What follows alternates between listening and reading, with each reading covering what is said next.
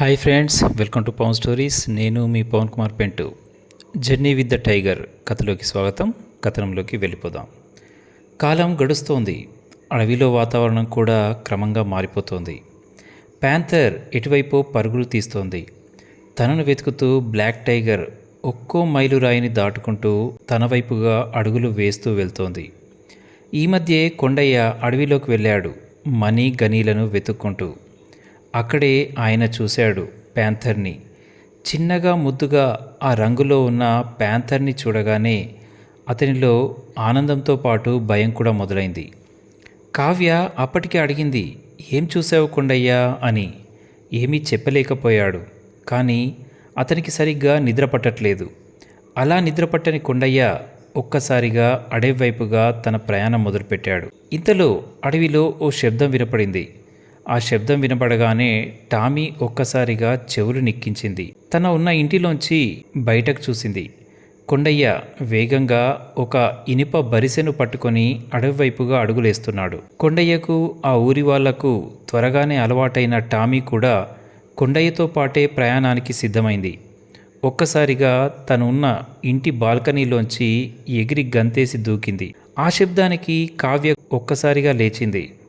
ఏమైంది అంటూ కిటికీలోంచి చూస్తే వేగంగా అడుగులేస్తున్న కొండయ్య, ఆ కొండయ్యతో పాటే నడుస్తూ వెళ్తోన్న టామీ కనిపించింది. కావ్య అలా చూస్తూ ఉండగానే వాళ్ళిద్దరూ చీకట్లోకి వెళ్ళిపోయారు. నది దగ్గరికి రాగానే పడవను తీశాడు కొండయ్య. ఏమాత్రం ఆలోచించకుండా ఆ పడవలోకి దూకేసింది టామీ. అంత చల్లని గాలిలోనూ కొండయ్యకు చెమటలు పట్టసాగాయి. అసలు ఆ ప్యాంథర్ యొక్క తల్లి కనిపిస్తే దాన్ని ఎదుర్కోవడం అసలు సాధ్యమేనా అంటూ వేగంగా అడుగులు వేయసాగాడు కొండయ్య. అటుగా అక్కడే ఉన్న మనీ గనీలు కూడా ఆ శబ్దాన్ని విని అటువైపుగా ప్రయాణం మొదలుపెట్టారు. కొండయ్య తన మూడో కాలుగా బరిసెను ఉపయోగిస్తూ వీలైనంత వేగంగా అడవిలోకి వెళ్తూ ఉన్నాడు.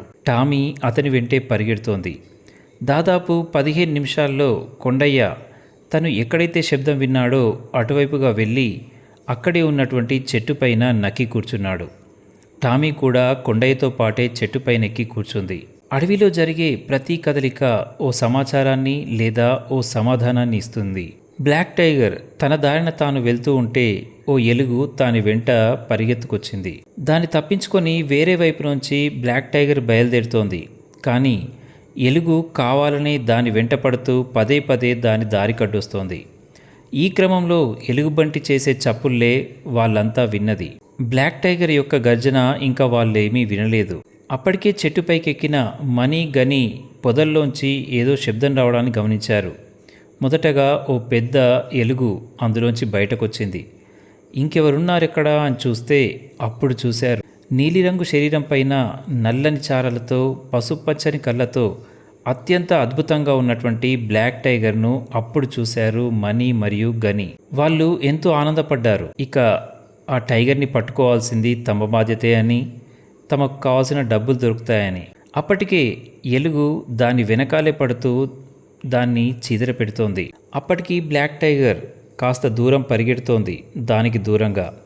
కానీ ఎలుగు తన బలం, తన మదం రెండింటిని చూసుకొని బ్లాక్ టైగర్కు ఎదురుగా నిలిచి ఒక్క చెయ్యితో బ్లాక్ టైగర్ని గట్టిగా చరిచింది. అంతే, బ్లాక్ టైగర్ 2-3 అడుగులు వెనక్కి వేసి పడిపోయింది. అప్పుడు కోపంతో లేచిన బ్లాక్ టైగర్ చేసిన గర్జన వినగానే ఒక్కసారిగా అడవిలో దాదాపు 5 కిలోమీటర్ల వరకు అడవిలో ఉన్నటువంటి పక్షులన్నీ ఒక్కసారిగా తమ తమ స్థానాల్లోంచి ఒక్కసారిగా గాల్లోకి లేచాయి. ఆ సన్నివేశాన్ని చూసిన కొండయ్య గుండె ఆగినంత పనైంది. మనీ గనీలైతే చెట్టును గట్టిగా పట్టుకొని విస్తుపోయారు. టామీ కొండయ్య కాళ్ళ దగ్గర పట్టుకొని ఆగిపోయింది. అప్పటిదాకా ఓపికతో సహనంతో ఉన్న బ్లాక్ టైగర్ ఒక్కసారిగా మరింత బిగ్గరగా గర్జన చేస్తూ ఎలుగుపైకి దాడికి దూకింది. ప్రతి దాడి ఊహించని ఎలుగు ఒక్కసారిగా బిత్తరిపోయింది. వెనక్కి పడి తిరిగి లేచే లోపల బ్లాక్ టైగర్ 2 పంజాలు తన కళ్ళ వైపు దూసుకొచ్చాయి. క్షణకాలంలో గుడ్డెలుగు తన కళ్ళను కోల్పోయింది. ఏం చేయాలో తెలియని గుడ్డెలుగు ఇక పరుగు తీయడం మొదలుపెట్టింది. ఎదురుగా ఎవరున్నారో తెలియకున్నా రాళ్లను, చెట్లను, కొనలను గుచ్చుకుంటూ తీరా వెళ్ళి ఓ పదునైన కర్రకు గుచ్చుకుంది. బహుశా ఈ మరణం ఆ ఎలుగుకు చాలా తేలిక అనిపించి ఉంటుంది. ఎందుకంటే కేవలం 2 పంజా దెబ్బలు తన మెదడును దిమ్మ తిరిగేలా చేశాయి. ఆ పిచ్చితోనే గుడ్డెలుగు పరిగెత్తింది. తన పరుగు కేవలం ఆ దెబ్బ నుంచి తప్పించుకోవడమే కాదు, తన మరణం నుంచి తప్పించుకోవాలనుకుంది. కానీ దురదృష్టవశాత్తు ఒక పదునైన కొయ్యకు తన తల కుచ్చుకొని ఆ గుడ్డెలుగు అక్కడికక్కడే తన ప్రాణం కోల్పోయింది. మరొక్కసారి భయంకరమైన గర్జన చేస్తూ చుట్టూరా చూసింది బ్లాక్ టైగర్. ఇంకా ఎవరైనా ఉన్నారా అని సవాల్ చేస్తూ. ఆ దృశ్యాన్ని చూసిన మనీ గనీలు అలాగే చెట్టుకు అతుక్కపోయారు. తాము కనిపించకుండా ఆకులతో కప్పేసుకున్నారు. టామీ అయితే ఏకంగా కొండయ్య పైకెక్కి కూర్చొని తనను పట్టేసుకుంది. కొండయ్య, టామీ, మనీ, గని ఎవరు తమ తమ శ్వాసను బయటకు తీయడం లేదు. ఎక్కడ ఈ శ్వాస శబ్దం టైగర్కు తెలుస్తోందో అని.